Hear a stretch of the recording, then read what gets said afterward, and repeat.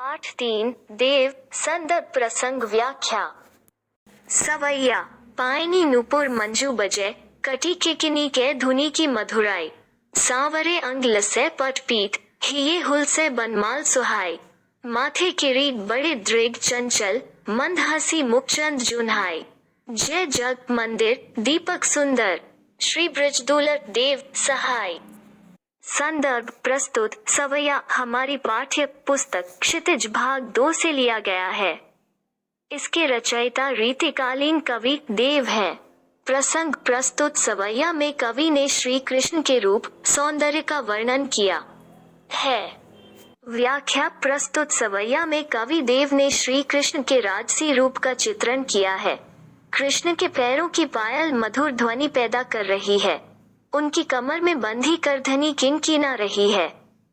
श्री कृष्ण के सांवले शरीर पर पीले वस्त्र सुशोभित हो रहे हैं। उनके हृदय पर वनमाला सुशोभित हो रही है। उनके सिर पर मुकुट है तथा उनकी बड़ी बड़ी चंचलता से पूर्ण है। उनका मुख चंद्रमा के समान पूर्ण है। कवि कहते हैं कि कृष्ण संसार रूपी मंदिर में सुंदर दीपक के समान प्रकाशमान है। अतः कृष्ण समस्त संसार को प्रकाशित कर रहे हैं। कवित डार द्रुम पलना बिछौना नव पल्लव के सुमन झिंगूला सोहे तन छवि भारी दे पवन झुलावे के कई कीर बतरावे देव कोकिल हलावे हुल स्वेकर तारी दे पूरत पराग सो उतारो करे राय नोन कंचकली नायिका लतान सिर सारी दे मदन महीप जू को बालक बसंत ताही प्राथी जगावत गुलाब चटकारी दे। संदर्भ प्रस्तुत कवित हमारी पाठ्य पुस्तक क्षितिज भाग 2 से लिया गया है। इसके रचयिता कवि देव हैं।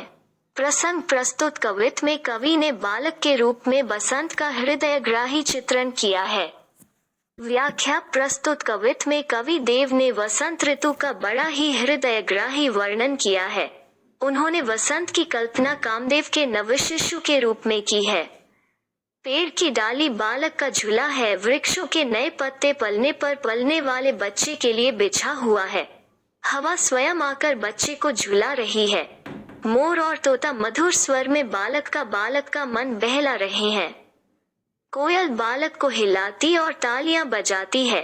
कवि कहते हैं कि कमल के फूलों से कलियां मानो पर अपने सिर पर पराग रूपी पल्ला की हुई है ताकि बच्चे पर किसी की नजर न लगे। इस वातावरण में कामदेव का बालक वसंत इस प्रकार बना हुआ है कि मानो वो प्रातःकाल गुलाब रूपी चुटकी बजा बजा कर जगा रही है।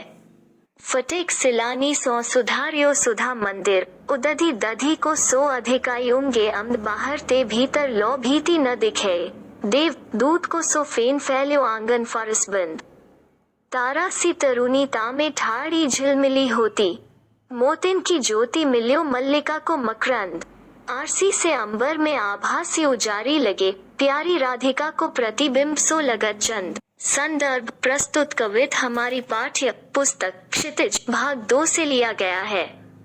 इसके रचयिता कवि देव हैं।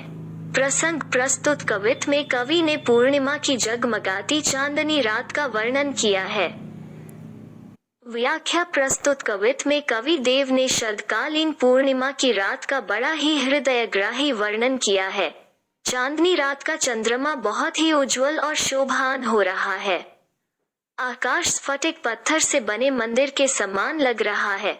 उसकी सुंदरता सफेद दही के समान उमड़ रही है। मंदिर के आंगन में दूध के झाग के समान चंद्रमा के किरने के समान विशाल फर्श बना हुआ है। आकाश में फैले मंदिर में शीशे के समान पारदर्शी लग रहा है। चंद्रमा अपनी चांदनी बिखेरता कृष्ण की प्रेमिका राधा के प्रतिबिंब के समान प्यारा लग रहा है।